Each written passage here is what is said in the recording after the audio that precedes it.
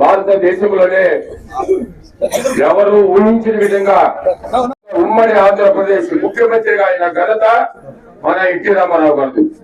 ఆ రోజు పరిస్థితుల్లో ఆంధ్ర తెలుగు వారి ఆత్మ గౌరవాన్ని ఢిల్లీ నది వీధుల్లో తాకట్టు పెట్టిన సమయంలో తన 60 ఏళ్ల జీవితాన్ని పూర్తి చేసుకుని మరి నేను తెలుగు ప్రజలకు ఏదైనా చెయ్యాలా, తప్పకుండా తెలుగు వారి ఆత్మ గౌరవాన్ని నిలబెట్టాలా అని ప్రతిజ్ఞ పూని మార్చి 29వ తారీఖు ఓల్డ్ ఎమ్మెల్యే కోట హైదరాబాద్ లో ఒక చిన్న సమావేశం ఏర్పాటు చేసి అందరం కూడా పోయాం. మేము కూడా దినం ఒక్కొక్క రూపాయి సభ్యత్వంతో అందరినీ సభ్యత్వం చేయమని చేసి మొట్టమొదటిగా భారతదేశంలోనే ఏ పార్టీకి లేని విధంగా సభ్యత్వం చేసి గ్రామ కమిటీలు, మండల కమిటీలు, జిల్లా కమిటీలు వేసిన వ్యక్తి, అది నాణ్య పలికిన వ్యక్తి చంద్రబాబు రామారావు గారు.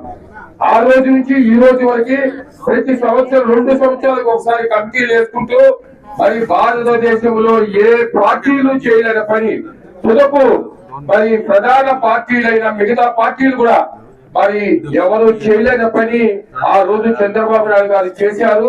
ఈ రోజు మనమంతా ఆయన దయాదాక్షాలతో ఆయన పెట్టిన పార్టీలో ఉండామనే దానికి కాళ్ళ ఎగరేసుకుని తిరిగే విధంగా చేసిన వ్యక్తి చంద్రబాబు నాయుడు గారు.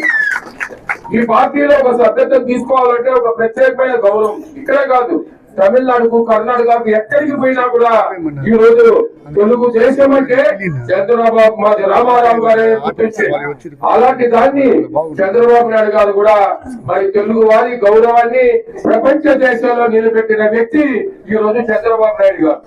ఆ రోజు ఎంతో పారితోషికం వచ్చేది, సినిమాల్లో కోట్ల రూపాయలు పారితోషికం వచ్చినా కాదని మన కోసం, మన తెలుగు వారి కోసం వచ్చిన వ్యక్తి ఎన్టీ రామారావు గారు.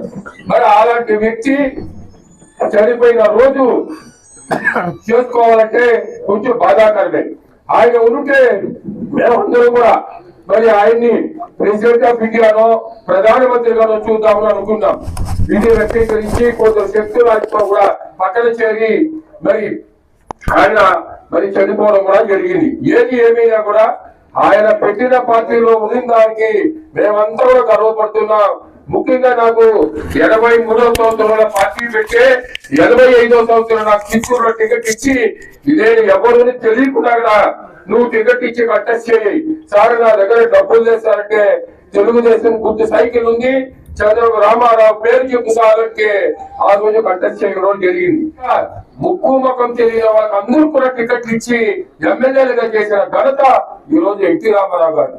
అలాంటి వ్యక్తి పెట్టిన పార్టీలో ఉండడానికి మనం అందరూ కూడా సంతోషపడాలా, ఆయన్ని కీర్తించుకోవాలా, ఎప్పుడు ఆయన మర్చిపోకుండా అందరూ జ్ఞాపకం పెట్టుకోవాలని కూడా ఈ రోజు మీకు అందరూ కూడా గుర్తు చేస్తూ ఈ అవకాశం ఇచ్చిన మీకు ధన్యవాదాలు తెలియజేస్తూ విరమించుకుంటున్నా. జై హింద్, జై చంద్రబాబు.